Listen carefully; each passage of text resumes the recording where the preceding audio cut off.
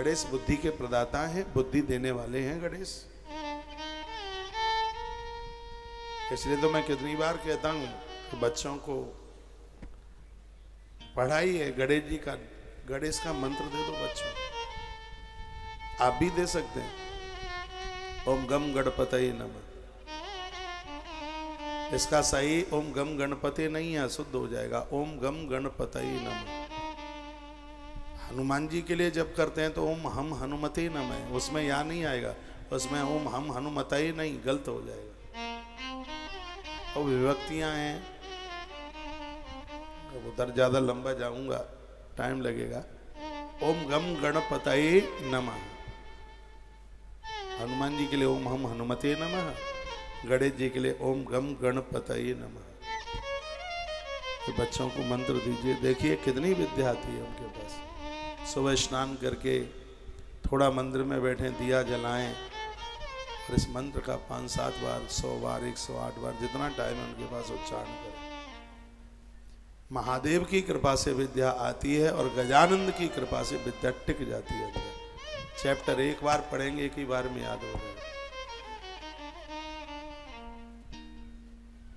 वर्तमान समय का दुर्भाग्य है, जब हम लोग पढ़ते थे तब हमें गा का अर्थ गणेश पढ़ाया जाता था, और आज स्कूलों में गा का अर्थ डंकी पढ़ाया जाता है। डोंकी का हिंदी,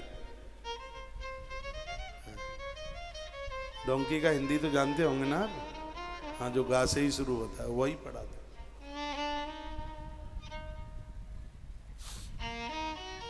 जय गज बदन सणानन माता।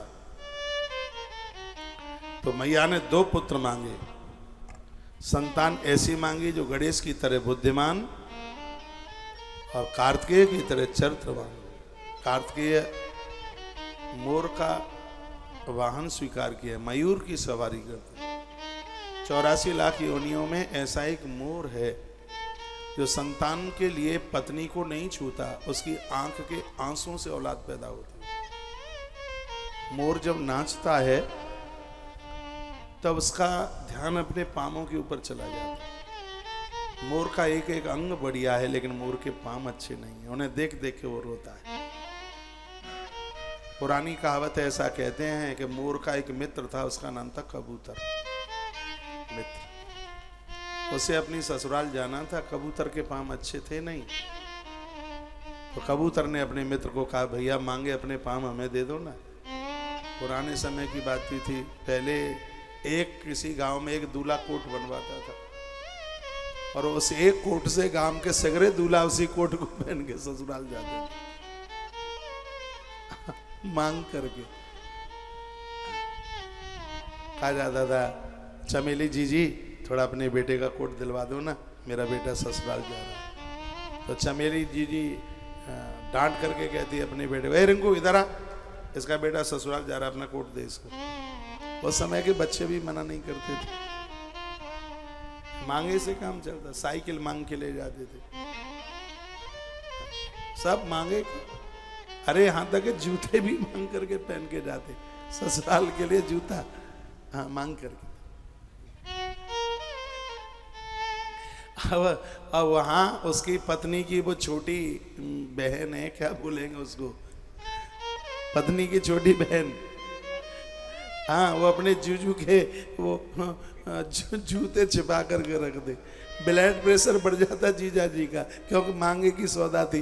अब जूता मांग करके बेचारा पहन के आया है, वो बड़ा परेशान होता था। घी बूरे में और वो पूरी इतनी बढ़िया खुशबू आ रही है, लेकिन उसको अच्छा नहीं लग रहा है क्योंकि जूते छिपा लिए इसलिए। उस समय की बात बड़ी अद्भुत थी, इतना स्नेह प्रेम लोगों में होता था। तो मोर के पाम कबूतर मित्र मांग के ले गए। पाम मोर के बड़े अच्छे थे, उसे जाना था ससुराल कबूतर को। बड़ी पुरानी बातें कथाएं हैं, जब कबूतर को ससुराल होती होगी, हाँ, मांग करके ले गया, लौट करके आया, मोर ने अपने पाम मांगे, कबूतर बेईमान हुआ, उसने कहा कि जो तुम्हारे पास है तुम अपने पास रखो, जो मेरे पास आ गए मैं अपने पास रख रहा। आप देखते हैं कबूतर के पाम बड़े अच्छे हैं, मोर जब नाचता है तो उसकी निगाह पामों में जाती है, तो अपने पामों को देख करके वो रोता है, उसकी आंख में आंसू आ जाते हैं। मोरनी बस उन्हीं आंसुओं को चाटती है और वो गर्भिणी हो जाती है, वो अंडे देती है। ये निष्काम भाव है मयूर का, मोर का, जो संतान संसर्ग के लिए भी मोरनी को छूता तक नहीं है। कृष्ण भी इसलिए तो मोर का पंख अपने मस्तिष्क पर लगाते हैं। जो संयमित हैं तो ईश्वर का श्रृंगार बन जाते हैं। इसलिए श्री कार्तिकेय जी मोर की सवारी करते हैं, मयूर की। मोर का दर्शन बड़ा शुभ माना जाता है, मोर पंख बड़ा शुभ माना जाता है।